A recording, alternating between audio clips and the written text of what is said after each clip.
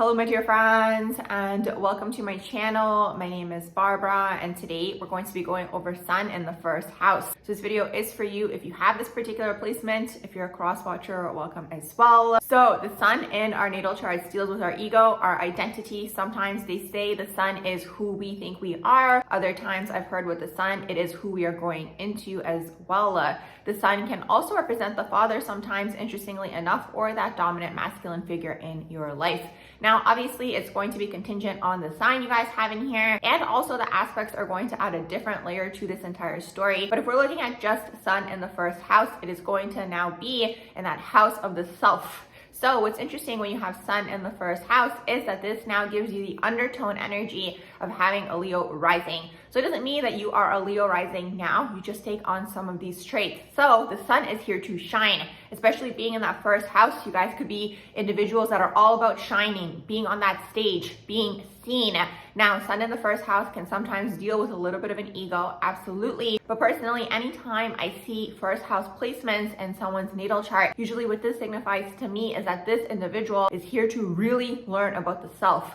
So you guys having Sun in the first house in this lifetime, you guys are really figuring out, who are you? What is your ego? What are you guys really here to do? Now, having it in the first house is going to deal with leadership, entrepreneurship, management, leading others. Sun in the first house needs to be on that stage. You guys need to be represented in one way, shape, or form where you guys are a little bit more elevated above the others. Now, the thing what's interesting with this energy as well when you have Sun in the first house, because you guys do take on these undertone energies of having a Leo rising. Now, keep in mind, you take on the undertone energy. It doesn't mean that you're a Leo rising now. You're just going to share some of these qualities as well. So what does this mean? You want to be on that throne. You guys want to be elevated a little bit above everybody. Now, also the Leo rising energy is the performer, it's the entertainer. So you guys can find yourselves in these situations. Let's say you guys are on a stage of some sort, whether that is really anything. It can be in business, it can be in politics, it can be a comedian. It really depends on the rest of your natal chart.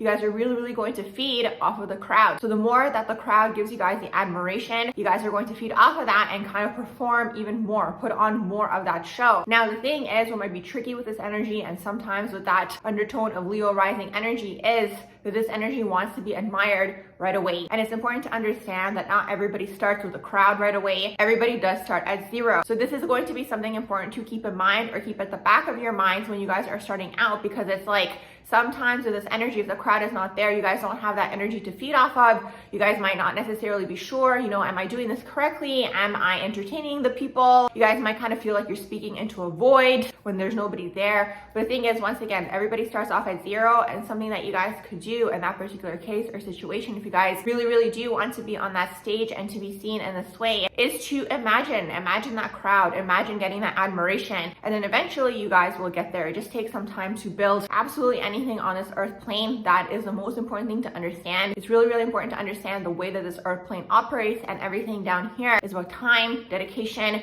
putting your energy towards something to get that desired outcome. So for you guys, if you guys really do want to be on that stage, or even want to be maybe a manager or in those like entrepreneurial types of roles, you guys are basically going to have to put the energy toward that and kind of have this like blind faith almost, is really what that is. Kind of like jumping into something, into the unknown, not knowing what the outcome is going to be. That is one thing that's really good with that first house energy overall, especially the Sun in the first. You guys might be super confident. You guys might jump into things before you're ready. But something that's interesting also with the first house is like when they jump into something and maybe they're not getting, again, the outcome that they're seeking, or it's like, it might be something that takes a little bit more time or a little bit more dedication and effort, you guys might give up on those things. So keep this in mind. Once again, it does depend on the rest of the energies in your natal chart, but if you guys do have some sort of goal, the first house is great at initiating and jumping into those projects before they're even ready, but they might not necessarily be the best at continuing them because they might not necessarily see that outcome right away, because this energy can very much be about short-term gratification or even impulsive, in the sense where it's like, again, you don't see the outcome right away and you guys drop that project and you guys move on to the next thing, This is why this energy is very good at management, for example, or like working with a team in the sense where it's like you guys are delegating the tasks because of the fact that like the first house is good at thinking of the idea and thinking of what it is that they want to do. And then if you guys are with a team or you guys work with a team of some sort, you guys can delegate your ideas to the other people that you guys are working with so they can continue executing that particular task, and then you guys can work on the other things or any other sorts of ideas that you guys might be initiating. So this is the only thing to keep in mind with this energy. Very good at starting, very good at being like brave and courageous and jumping in to things, but the thing is not so good at continuing, and especially if they don't get that desired outcome right away. It's not always just short-term gratification with this energy. It's just like sometimes certain things down here on this earth plane take time, and it's just the way that this earth plane is, unfortunately, at least for now. So because of that, if you guys don't get the desired outcome maybe within like the year or within the 2 years, like it could be something that you guys are putting in a little bit more effort. But the thing is, if you don't get that desired outcome, you guys might drop that project and then move on to the next thing, and then you guys might find yourselves in the future thinking back what would have been or what could have been if I had continued with that initial project that I had started and put in a little bit more effort when those times got maybe rough or maybe even boring or maybe just flat, or maybe even like the crowd wasn't there that you guys were anticipating. So just learning this about yourselves. This is the way that I see astrology. It's all about learning ourselves and the energies that we have within us and kind of learning to work with the energy. Like I mentioned earlier, maybe creating the placebo effect or kind of really seeing the long-term gain in terms of whatever the goal is for you guys. But that's the thing with this energy. Very good at just like being on that stage, being number one, being the best, even like athletes sometimes.